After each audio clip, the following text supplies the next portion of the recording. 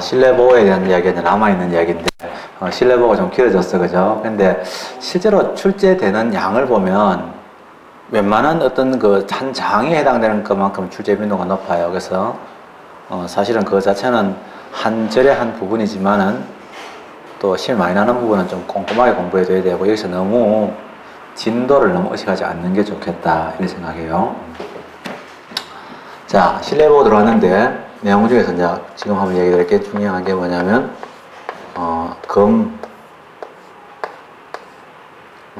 반은의 원칙이죠. 이런 반은의 원칙하고 실내 보호를 한번 비교해보는 거죠. 자, 독일에서 있잖아요. 근데 우리나라도 그렇거든요. 우리나라가 뭐 이런 거 있다, 뭐 고대에 이런 게 있었다 이렇게 하면은 꼭 재수없이 중국에서도 우리 그런 거 옛날부터 있었는데 뭐 이따위 소리 하거든요. 그래서 왕재수죠. 근데 영국 가면요, 자기들이 이제 법치주의에서는 완전히 자기들이 뭐 다 있는 것처럼 얘기해요.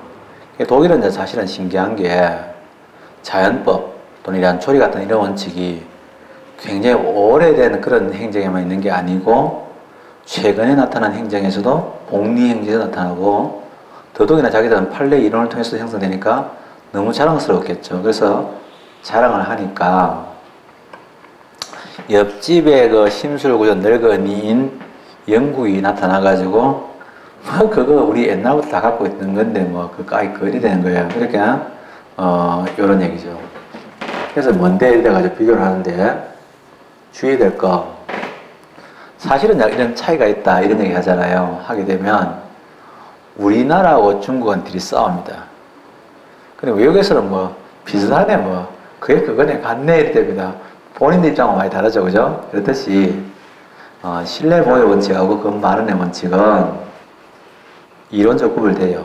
분명히 차이를 구별이 있는데 우리나라 판례에서는 구별 잘 안 하는 편이에요. 판례는 실무자예요.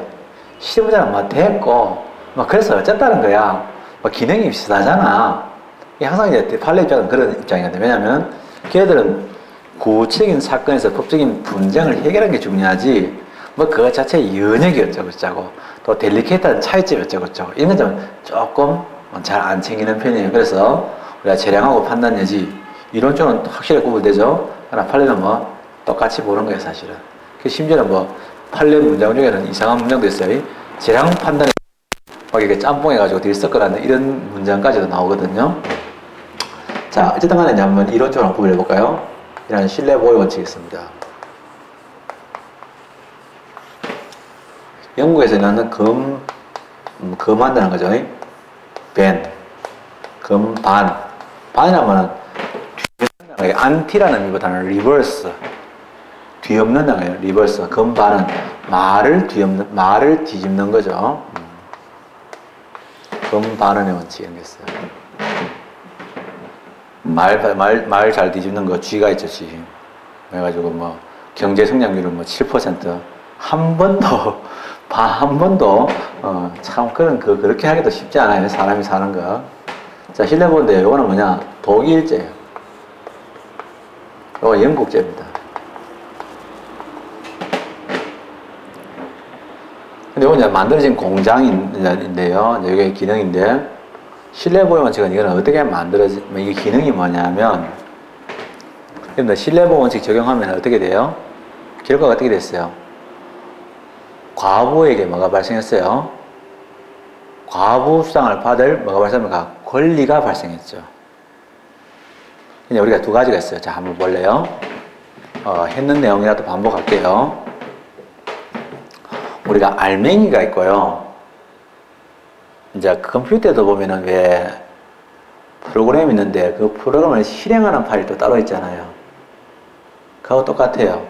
그래서 이제 법학에도 있잖아요. 처음에 말씀드렸지만은 실체적인 내용이 있어요. 실체란 것은 열매 실자에다가 몸체자인데 알맹이라는 뜻이에요. 그럼 알맹이는 바로 뭐냐? 권리와 의무예요. 그러면 이러한 권리 의무인데 한번 봐요. 어떤 행정작용이나 또 어떤 법이 있는데 그 법이나 행정작용이 하는 기능이 권리 의무에 대해서 직접적인 발생의 원인이 되거나 또는 근거가 되는 수가 있겠죠. 한번 볼까요? 예를 한번 제가 한번 들어볼게요. 조세를 부과하잖아요. 그러면 조세를 부과하면 뭐가 발생하죠? 의무가 발생하죠. 상대방의 납세 의무가 발생하잖아요. 그러면 이런 행위를 뭐냐? 실체적 작용이라고 해요. 그래서 행정작용에서 주로 행정행위가 중요한데 행정행위를 보고 우리가 보통 작용이라고 표현하는 이유가 바로 거기에 있어요. 실체적인 거예요. 그럼 이랬을 때 만약에 조세를 부과할 때 양도소득세법이라는 법이 있죠. 그 법에서 양도소득세 납세 의무가 규정되어 있겠죠. 그죠? 그거는 뭐냐? 실체법적인 거예요. 근데 문제는 상대방이 있잖아요. 자, 발생됐죠? 근데 발생되는데 문제는 발생된 이러한 권리와 또는 의무가 있겠죠. 의무를 구체적으로 실현시키는 실현이죠. 이런 실현시키는 또 법이 있어요. 뭔 소리냐면 조세를 부과했어요. 의무가 발생했는데 이모가 세금을 안 내요. 그럼 세금을 안 내면 어떻게 되죠? 의무가 실현이 안 됐잖아요. 의무는 이미 전제해. 근데 의무대로 세금을 내줘야지 국가가 돈이 들어와가지고 공무원들 월급도 주고 할 건데 안 되잖아요. 그럼 이럴 때 뭐냐? 의무의 효과를 실현시키려고 하면 어떻게 되냐? 강제징수 절차가 되겠죠. 국세징수 절차가 되겠죠. 그럼 국세징수는 바로 뭐냐? 국세징수에 대한 의무를 부과시키는 게 국세징수가 뭐냐? 절차법인 거예요. 또 해볼까요? 그럼 또 내가 그럼 나는 납부 의무가 없어. 그건 잘못 부과됐어. 그러면 나는 분명히 취소해달라고 권리가 행사할 수 있겠죠. 취소권을 가지고 있는 거 취소해달라고 요구할 수 있잖아요.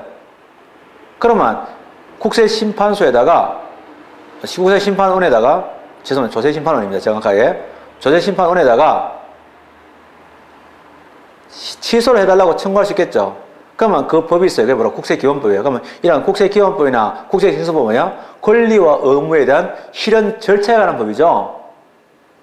또는 소송을 제기할 수도 있겠죠. 그러면 행정소송법 같은 것들은 뭐냐? 실현 절차에 관한 법이에요. 그래서 이런 실현시키는데 그러한 실현일 어떤 날 뭐 저한테 의무가 실현 안 됐을 때 의무가 실현되어라 짱 하면 한 번에 딱 끝나는 게 아니고 압류, 공매, 청산 이런 절차를 밟아가야 되는 거예요. 소송소를 제기하고 기일을 통지받고 심리하고 하는 절차를 밟잖아요. 그래서 사실은 뭐냐? 실현시키는 절차에 관한 법이죠. 사실은요, 우리가 어떤 목표를 실천하는 것은 다 뭐냐? 절차가 있는 거예요. 공부할 때도요, 다 절차가 있는 거예요. 그 생각이 드는 건 좋지 않아요. 그래서 막 시험 들어와서 당황하고요. 막 무슨 과목을 어떻게 공부하면 되나요? 이 선생님이 좋나요? 저 선생님이 좋나요? 우왕좌왕하고요. 동강다가 실망도 하고요. 또 막 어쩔 때는 공부 잘 돼가지고 야 나는 이렇게 이런 걸 공부하면 6개월만 합격했다 싶다가 또는 뭐냐 만약에 또 좌절해가지고 막 슬럼프 빠져가지고 막 4개월, 6개월 막 슬럼프가 계속돼가지고 2달 갈 줄 알았던 슬럼프가 막 6개월씩 하고 좌절하게 되고요.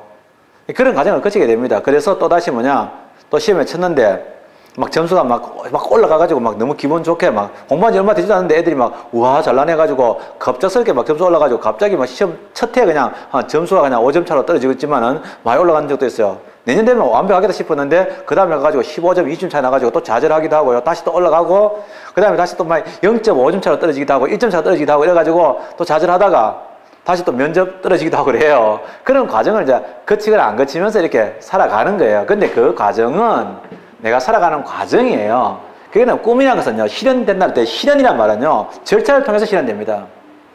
근데 보통은 다 뭐냐, 박지성이 있잖아요. 잘 되는 것만 생각하지. 근데 생각해봤어요? 연고대 드래프트 안 돼가지고 명지대학 갔잖아요. 아무도 감독도 있어요. 스카우트 안 해가지고 명지대학 가가지고 있었단 말이에요. 박찬호 잘 됐을 때는 뭐, 박찬호 하지만은, 박찬호가 뭐 처음부터 잘 됐어요? 메이저리그 가가지고 그냥 첫 게임에 그냥 완전 작살나가지고 2군 내려가가지고 완전 뭐 양아치처럼 사진 찍은 거 있어요. 중앙일보 기자 찾아갔을 때. 그런 과정이 다 있는 거죠. 이거는 절차인데, 이런 것은 뭐냐, 우리가 절차법이라고 표현해요. 그 절차법 중에서 이제 일부가 뭐냐, 소송법도 있어요. 또는 절차적이라고 표현해요. 이런 걸 보고 형식적이라고 말할 때도 있어요. 그래서 우리가 실질적으로 보면은 하자 없는 재량에서 청구권을 과거에는 절차적 공권이라고 그랬거든요. 그러나 이제 지금 와서는 형식적 공권이라고 구분했는데, 그냥 실제로 일반적으로는 실체하고 형식, 절차 이런 같이 봐요. 보통 일반적인 경우에서는. 그러나 이제 무하자 재량행사 청구권에서는 그걸 보고 이제 절차적 권리가 아니고 형식 권리다 해가지고 깨알같이 구분하긴 하죠. 이렇게 이런 내용이 있어요. 그러면 다시 얘기합니다. 신뢰보호는 뭐예요? 신뢰보호가 역할이 뭐예요? 과부에게 과부 수당을 받을 권리를 발생시키는 원인이지 권리가 발생된 권리를 실현시키는 게 아니잖아요. 그래서 이게 뭐냐? 이거는 실체법적인 거예요. 외워야 돼요. 이런 실체법적 또는 실체적 다 좋아요. 실체법에서 실체적이 나오잖아요. 근데 문제는 금반응의 원칙은 뭐냐면 이거예요. 소송에서 있잖아요. 이놈이 있다가 내가 어떻게 하냐면 소송할 때 양 당사자가 이야기한 데 기초해가지고 소송을 진행할 거 아니에요. 그러면 상대방이 이렇게 얘기하면 상대방이 부정하고 이랬는데 임마가 뭐라고 하냐면 자기는 시효로 취득하고 했다고 주장하기 위해서는 시효로 취득하려고 하면 최소한 20년 이상 평온 공연 무사하게 점유해야 되는데 자기는 20년 동안 25년 동안 나에게 살았다. 이 주장하는 거야. 이기려고. 근데 이제 문제는 한참 하다 보니까 중간에 안 했다는 사실이 빵꾸 나는 사실이 있어. 중간에 이 사람이 시효 점유가 안 되는 자주 점유 여사가 없었다는 게 발견됐어. 그럼 어떻게 되냐? 25년 동안 자기는 남의 땅을 부당 이득을 얻게 되네. 부당 이득을 25년간 임차료를 줘야 돼. 갑자기 25년 너무 길어지죠? 말을 바꿉니다. 사실은 5년인데. 이렇게 말할 수가 없는 거야. 제가 동일한 사실에서 어떤 참 진술은 사실 여부와 상관없이 있잖아요. 본인이 진술했으면 중간에 말을 바꿀 수 없어. 어디에서? 소송에서. 이거는요, 사실은 이러한 절차법적인 거죠. 또는 여기서는 소송법적이죠. 소송은 영어로 프로세스라고 해요. 우리가 뭐 공학에도 프로세스 말 쓰잖아요. 절차 똑같은 거예요. 그죠? 그래서 프로세스인데 자 봐요. 그러면 실체법자가 절차하고 있는데 자 소송에서는 원고나 피고가 자기가 법관 앞에서 한 진술을 뒤집을 수 없다 하는 이 원칙은 제한받을 필요가 없죠. 이거는 신의가 지켜져야 되니까 이거는요 뭐냐면은 넓게 인정되는 거야. 넓게 인정되는 거죠. 그러나 신뢰보호원칙은 좋긴 하지만은 이거는 좁게 인정되죠. 왜? 신뢰보호원칙은 아까도 봤지만은 법 적합성을 해쳐가면서까지 해야 됩니다. 그래서 이 신뢰보호는요 법 적합성을 해친다는 단점이 있기 때문에 일정한 한계가 존재하죠. 그래서 예외적으로 일정한 경우에 신뢰보호 때문에 인정되는 것 뿐이에요. 그래서 이거는 뭐냐? 좁게 인정된다라는 거죠. 구분해줘야 되고요. 구분할 줄도 알아야 되고 두 번째 그래서 구분됩니다. 그런데 우리나라 판례죠. 우리나라 판례 봤죠? 우리나라 판례는 이런 구분을 안 해요. 그냥 같이 봐요. 그냥 뭐 그거나 이렇게 보는 거예요. 그죠? 예, 왜냐면 뭐 자기 라이니까. 그래서 뭐 비슷하네 뭐 이렇게 보죠. 뭐 소송이나 뭐 현실에서나 뭐 하여튼간에 뭐 사람이 말했으면 말 지켜야 된다는 얘기 아니냐. 뭐 뒤에 풀면 안 된다. 뭐 이런 이야기 아니냐. 이렇게 이제 보는 거예요. 뭐 그렇게 보는데 뭐 모르겠어. 뭐 영국에서 와가지고 또 독일에서 와가지고 뭐 아닌데 뭐 이렇게 싸울 것도 없는 거고 그렇잖아요. 그래서 그거 다 해요. 알았죠? 판례 보면서 말씀드리려고 좀 미뤘던 겁니다. 원래 제일 처음에 나오는 얘기인데 판례를 보시면 더 좋잖아요. 그죠? 그래서 자, 그럼 남아있는 게 뭐냐면 신뢰보호가 좀 길어졌습니다. 신뢰보호원칙에 대한 적용내인데요. 적용내라는 말은 뭐냐면 적용 사례를 얘기하는 거예요. 이런 경우에 적용이 잘 된다 이런 얘기지 요 경우만 적용된다 이건 아니에요. 대체로 신뢰보호는 이런 데 많더라. 뭐 예를 들면 자 낚시 놓는 분들이 저는 낚시를 한 번도 낚시 놓을 줄도 모르고 넣어본 적도 한 번도 없는데 낚시 놓는 분들이 이제 이렇게 보면 붕어가 있다. 그럼 5월에 뭐 이렇게 강변에 수초가 많은 쪽에다가 수초가 많은데 붕어가 있다. 거기에다가 이제 찌를 놔라 이렇게 얘기하거든요. 그러면 뭐 수초가 없는 데는 붕어가 없나? 있지. 그러나 대체로 이런 구조에서 신뢰보호가 인정되기가 쉽다는 얘기지.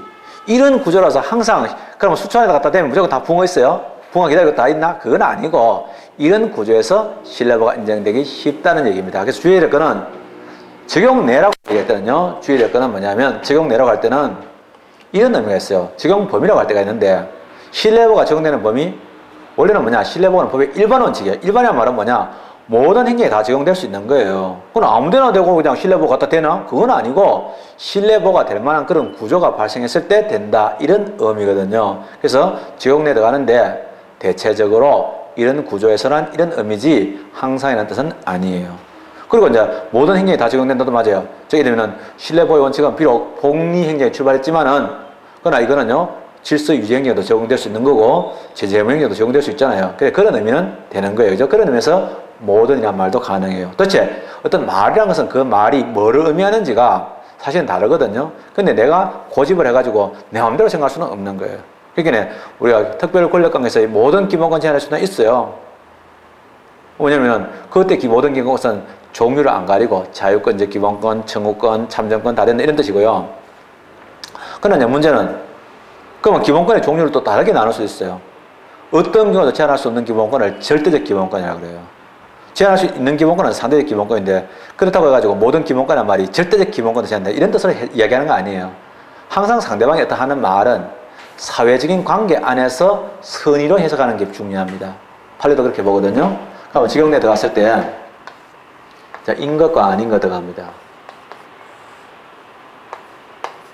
자, 인것부터 먼저 말씀드릴게요. 자, 주로 어떻게 많이 적용되냐? 이런 얘기 하잖아요. 요즘 유행가, 옛날이나 지금이나, 옛날보다는 지금이 더 많은데, 상대방 원망하는 게 많아요. 내가 한번 일을 좋아했는데, 일을 믿었는데, 이런 얘기 하잖아요. 그래서 막 원망 막 늘어지잖아요. 그건 뭐냐? 상대방이 좋으니까 그러는 거야. 네가 이럴 수 있니? 이런 말은요, 좋으니까 그런 거죠. 근데 상대방이 지긋지긋해. 맨날 술 처먹고 두드리 패고 있잖아요. 돈이나 뜯어가고 이래가지고, 그로부터 벗어나고 싶었는데, 금방 했다가, 나 너하고 헤어져야 되겠어 했을 때, 네가 이럴 수 있니? 이런 말 안 해요. 감사합니다. 이래가지고, 그냥 바로 전화기 바꾸는 거죠. 신뢰보호도 뭐냐? 그 신뢰가 뭐냐면, 자기한테 이익이 되는 신뢰이기 때문에, 보호해달라고 상대방이 요구하는 거예요. 이 상대방은 국민이에요. 국민에게 이익이 되니까 하는 거예요. 닥치고 그냥 이익되는 거예요, 그냥. 그게 뭐냐면, 일단은 뭐냐, 이익이 됐을 때, 이익이 된다고 항상 신뢰보호 그건 아니고, 아까 봤지만 요건 다 갖춰야 돼요. 그런데, 대체로 이익이 됐을 때, 그래서, 그걸 뭐냐, 이런 수익적인 처분이 안 돼요. 처분이란 말은 행정행위라는 뜻인데, 여기서 그냥 작용이라고 봅시다. 그래서 수익적인 처분, 예를 들면 허가, 인가, 특허, 이런 것들인데, 그거 믿고 내가 노래방 시설 다 해놨는데, 행정에서 전화 와가지고, 죄송하지만, 제가 잘 몰라가지고요. 제가 그 법령만 봤는데, 이번에 조례가 보니까 새로 나와가지고 조례에서는 그게 못하다고 돼 있는데 제가 이번에 이번에 의회에서 만든 조례 미처 못 받아봐가지고 사실은 제가 그걸 잘못 허가 나갔습니다. 그럼 어쩌라고 이렇게 나오잖아. 왜냐면 자기가 그대로 가는 게 좋으니까. 그래서 이런 수익적인 처분을 이런 취소난데 이게 중요합니다. 이런 말 할 때 조심해야 돼요. 사실은 수익적인 처분은 수익적이죠. 국민에게 이익이 되는데 수익적인 처분의 취소는 부담적이죠. 이게 어떤 뜻이냐면 수익적인 취소를 이긴 뜻이 아니고 수익적인 처분을 취소하려고 할 때 이런 뜻입니다. 말 잘 들어야 되는 거예요. 그러니까 수익적인 처분에 취소할 때 목적어가 수익적인 처분인가 하고 수익적인 처분의 취소가 목적일 때는 그거는 부담적인이지. 조심해야 되죠. 그래서 이거는 이런 분들 조심해야 됩니다. 장난치는 경우도 있어요. 그러면 취소 내가 뭐냐? 위반. 물론 이때 위반이라는 것은 뭐예요? 상대방의 잘못 아닌 상대방의 규칙 사유가 없는데 즉 아까 전에 신뢰보호 가치가 있는데 행정청이 잘못했을 때 이런 의미겠죠. 안 그렇겠습니까? 그죠? 꼭 행정청이 잘못했다 해라도 상대방의 규칙사유가 없는데 그 처분이 위반했다 이런 거죠. 주로는 행정청이 잘못했겠죠. 잘 몰라가지고 행정했죠. 또 하나 수익적인 처분에 철회라는 게 있어요. 철회는 뭐냐면 상황이 갑자기 바뀌어가지고 행정청이 잘못한 거 없어. 잘했는데 문제는 상황이 바뀌어가지고 그래서 안 되겠다. 그냥 적부한 거예요. 그래서 중요한 말은 뭐냐? 위법한 적법한도 중요한 거야. 뭐냐면 위법과 적법은 뭐냐? 신뢰보호 요건이 아니야. 신뢰보호를 받기 위해서는 법적으로 위법해야 된다, 적법해야 된다, 아무것도 아니고 위법, 적법은 신뢰보호가 아무 상관없어. 아까도 했지만 신뢰보호는 법적 가성을 해쳐가면서까지 하는 거거든. 그래서 아니다 이거죠. 그러나 중요한 건 수익적인 처분이죠. 근데 아까 전에 약간 아닌 거 답이 나오잖아. 침해적 처분. 이런 침해적 처분에서는 신뢰보호 해달라 소리 누가 하겠습니까? 안 합니다. 정신병자가 아닌다 하면. 법학은요, 합리의 세계 안에 살아요. 합리라는 게 좋다는 뜻은 아니에요. 상식적으로 말이 돼야 돼요. 법관은요, 소장에 나타나는 게 내가 아무리 진실이라도 내가 그 스토리 구성을 잘못하면요, 법관은 안 믿어요. 왜? 남이거든요. 지가 현장에 안 있었기 때문에 안 믿어요. 난 좋은 마음으로 그냥 이해해줬고 안 했다. 법관이 안 믿어요. 그래서 저 같은 비상식적인 사람들은 법정에서요, 인정 못 받아요. 그러니까 그 자체가 거짓말이든 사실이든 간에 그럴듯해야 돼요, 스토리가. 그래서 여러분들이 나중에 형사사건 같은 거 갔을 때 방어할 때 조심해야 될 게 진술이 일관돼야 돼요. 진술이 일관되면요, 무조건 믿어줘요, 대체로. 근데 아무리 진실이라도 사실은 그때는 이런 뜻이어서 이렇게 이야기를 안 하려고 그래서 했는데 면에서 하면은 그냥 너는 됐어. 이래. 침해적 처분이다. 이러한 침해적 처분인데요. 침해적 처분은 얘기 안 되겠죠. 그래서 예를 들면 조세가 부과됐어요. 세금 내려고 하는데 세금이 많아. 토지 초과 이득세야. 엄청나게 많아. 나는 땅은 있지만 돈은 없단 말이야. 그래가지고 이제 이거 아쉬운데 뭐 아쉬워가지고 이제 막 주변에다가 얘기하니까 새끼 뭐 돈 있으면서 땅 뭐 땅값 뭐 엄청나게 잘 올라가는 땅 샀다고 자랑하더니만은 왜 돈 빌려라 가지 하는 찜찜한 표정으로 돈을 빌려줘. 기분 더럽지만은 빌렸어. 세금 내려가는 거야. 다 만들었어. 왜냐면 세금 안 만들면 그 땅 강제 경매에 들어가면 내가 손해니까. 그래서 세금 더 들고 갔어. 마지막 날. 어떻게 구해가지고 이거저거 막 동생들한테 아쉬운 소리 해가지고 갖다 줬어. 내려 그러니까 세무공무원이 못 들으셨어요. 그래서 뭘요? 하니까 일주일 전에 헌법재판소에서 토지 초과 이득세 그거 전적으로 대통령령의 그 요건을 위임했기 때문에 위헌 결정 났습니다. 못 들으셨어요? 그래서 세금 안 내셔도 되는데 이랬을 때 난 뭐냐고 난 당신들 조세부과 처분 믿었으니까 세금 받아! 뭐 이런 사람들이 없거든요. 그래서 이건 말이 안 되는 소리잖아요. 뭐 이런 말 하면 좀 너무 야 저런 말 끝까지 안 해도 되는데 왜 저까지 끝까지 할까 생각하지만 이거 그거예요. 잊어버리면 안 돼요. 침해적 처분 그 성질이 봤을 때 침해적이면 아닌 거죠. 그 다음에 적용 범위할 때 법령의 변경. 그러나 법령이 변경됐을 때 무조건 그거 아니에요. 되었을 때 가능할 수 있다고 확약 나옵니다. 공법상의 계약 다 신뢰보되죠. 우리가 약속에서 국제부에서는 우리가 국가 안에서의 법은요 상대가 안 지킨다. 그럼 법은요 국가의 공권에서 강제되죠. 그럼 국제법은 누가 강요하죠? 정부가 없잖아요. 국제정부가 존재하지 않잖아요. 세계정부가 없는 상태잖아요. 그럼 이거 어떻게 하죠? 국제부의 근거는 너무 웃겨요. 그럼 국제법은 그 근거가 뭐냐면 약속은 지켜져야 한다 하는 이런 원칙이 있어요. 이게 이제 공무법상의 계약 같은 게 있어요. 요원에서 자체적으로 나타나고요. 그 다음에는 그 다음에 실권의 법리가 있거든요. 실권의 법리. 실권의 법리는요.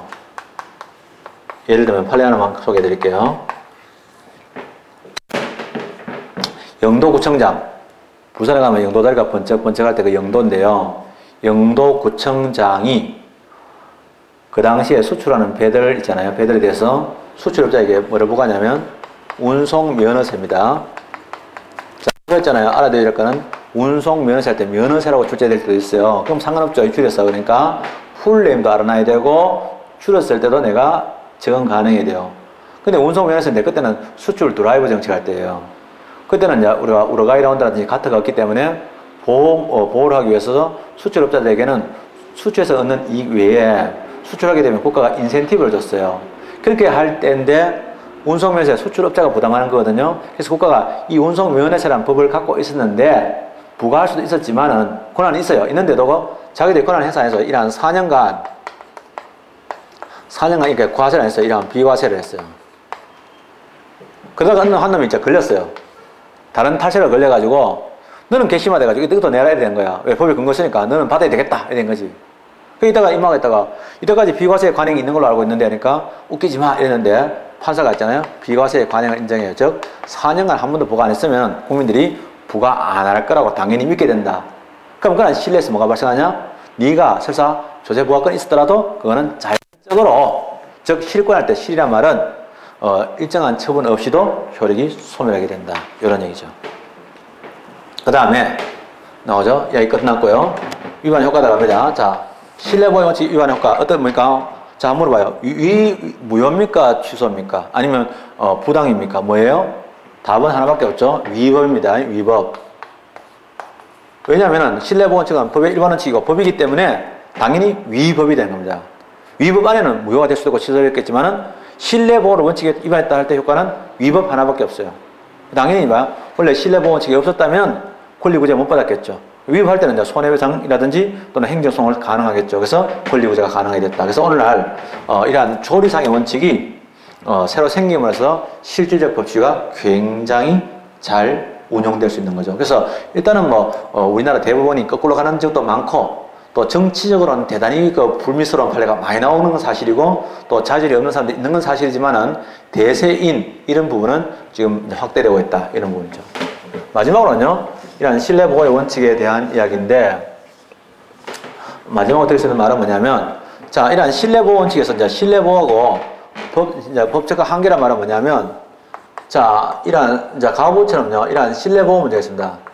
즉 이런 상대방에 대해서 이런 법적인 안정성을 위해서는 신뢰를 보호해야 될 것 같고 문제는 이런 신뢰를 보호했을 때는 뭐냐면 법적합성이나 합법성이나 같습니다. 합법성이 서로 충돌합니다. 즉 신뢰보호를 따르자면 법적합성이 희생당할 것 같고 법적합성을 따르자면 신뢰보호가 희생되는 이런 상황이 됐을 때 이 문제가 이제 가치죠. 이러한 충돌합니다. 이러한 가치가 서로 충돌했을 때 해결 방법이 뭐냐 이거죠. 과거에는요, 이게 좀, 과거 애들은 좀 뭐랄까, 우리 때 애들하고 비슷해가지고, 엄마가 좋아, 아빠가 좋아 이러면 옛날 애들 순진해가지고요, 막 벌거해가지고, 막 엄마 아빠 눈치 보면서 있잖아요. 막 이랬어요. 요새 애들은요, 눈치 안 보고 다 좋아. 이렇게 거짓말 하잖아요. 근데 옛날에는 뭐냐, 신뢰보고 우선된다. 법적합성이 우선된다. 이렇게 서로 싸웠어요. 학생이 두 가지가 있어. 신뢰보호 우선설도 있고 법적합성설도 있고 서로 싸웠어요. 그러나 지금은 통설이 뭐냐? 정해졌어요. 통설은 그때 달라요. 그때 만약에 개인의 신뢰보호를 통해서 얻는 이익하고 법적 안정성하고를 비교해 봤을 때 그때 어느 게 더 크냐에 따라서 저울로 달아봐가지고 판단을 하겠다 나오죠. 우리가 어떤 이익이 더 큰지 비례의 원칙하고 비례의 원칙을 적용한 건 다르죠. 저울하고 저울에 달아보는 행위하고는 다르죠. 그래서 이제 자신은 뭐냐면 저울에 달아서 비교 형량한다는 걸 표현하죠. 이런 비교 형량한다. 그죠? 그래서 이거 이제 예를 들면요, 이런 비교라고 합니까? 그래서 이런 비교 형량이죠. 형량, 저울질이죠. 저울 형자에다가 양이란 거잖아요. 그래서 이제 다 맞나 이게? 아닌 것 같다. 괜히 썼나 보다. 양자세 가렸다. 양자가 어떻게 되지? 아씨 모르겠다. 자, 비교 형량. 양자가 양적 우위. 이건가? 그런 것 같다. 비교 형량. 비교 형량이라고요. 비교 교량이라고도 표현합니다. 비교 형량한다. 비교 교량한다. 요설이 다설이에요. 통설이다. 요거요. 아까 전에 신뢰보호설, 법적합성설 따로 있기도 합니다. 그런 것들. 예, 이걸로 이야기를 끝내고요. 한 번 더, 좀 더 강조해서 말씀드리고 싶고, 부탁드리고 싶은 거는 아까 전에 일단 판례를 하나하나 꼼꼼하게 정리해 주시고요. 두 번 안 읽어도 되겠다 싶은 판례들은 그때 정리하면서 좀 중요한 판례들 이렇게 또 정리해 주면 좋아요. 왜냐면은 해당되는 내용마다 판례가 약간 중복되게 편집되어 있거든요. 그렇게 그런 것들도 봐주시면 고맙겠다. 이렇게 생각합니다. 일단 이 강의는 여기서 마무리를 짓겠습니다.